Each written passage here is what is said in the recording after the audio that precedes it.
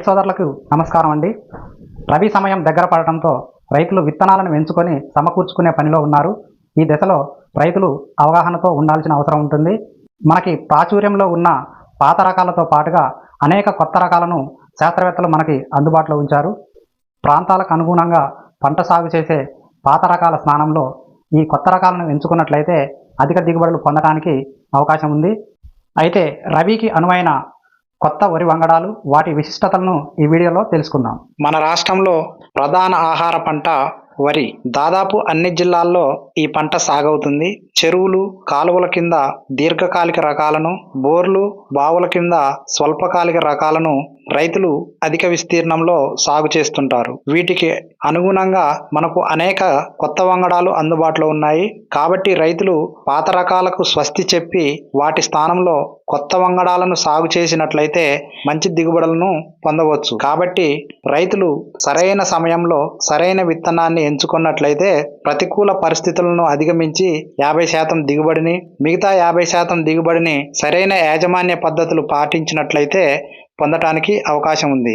మనకి వేసవికాల పంటగా రబీ సీజన్లో పెట్టుకోవడానికి అనువైన వరి వంగడాలను ఇప్పుడు తెలుసుకుందాం. రబీ సాగుకు ప్రధానంగా కొత్త వంగడాలలో KNM 1638 ఈ రకం 130 నుండి 135 రోజుల పంటకాలం కలిగి ఉంటుంది. మనకి 30 నుండి 32 క్వింటాల దిగుబడి వస్తుంది. సాంబ మసూరి కంటే గింజ సన్నగా ఉంటుంది. మనకి యాసంగిలో అగ్గి తెగులు సమస్య అనేది ఎక్కువగా ఉంటుంది. ఈ రకం ఉల్లికోడు అగ్గి తెగుల్ని సమర్థవంతంగా తట్టుకుంటుంది. మరో విత్తన రకాన్ని మనం గమనించినట్లయితే WGL 962. దీని పంటకాలం 130 నుండి 135 రోజుల వరకు ఉంటుంది. గింజ సాంబ మసూరిని పోలి ఉంటుంది. ఎత్తు తక్కువగా పెరుగుతుంది. ఎత్తు తక్కువగా పెరగటం వల్ల కింద పడిపోయే అవకాశం ఉండదు. దిగుబడి 30 నుండి 32 క్వింటాల వరకు దిగుబడి వస్తుంది. మూడవది RNR 21278. దీని పంటకాలం వచ్చేసి 120 నుండి 130 రోజుల వరకు ఉంటుంది. సన్న గింజ రకం. ఎత్తు తక్కువగా పెరుగుతుంది. అగ్గి తెగుల్ని సమర్థవంతంగా తట్టుకుంటుంది. దిగుబడి 30 నుండి 32 క్వింటాల వరకు వస్తుంది. సన్నగింజ రకాలతో పాటుగా దొడ్డు గింజ రకాలను కూడా మన రాష్ట్రంలో అధిక విస్తీర్ణంలో సాగు చేస్తుంటారు. దొడ్డు గింజ రకాల విషయంలో మనందరికీ తెలిసినవి JGL 24423, రెండవది KNM 118, మూడవది MTU 1010. ఈ మూడు మనకి చాలా ప్రాచుర్యంలో ఉన్నవి. అదేవిధంగా ఈ మధ్య కాలంలో మిల్లర్ల నుంచి నూక సమస్య అనేది ఈ దొడ్డు రకాల నుంచి ఎక్కువగా ఎదుర్కొనే పరిస్థితి వచ్చింది.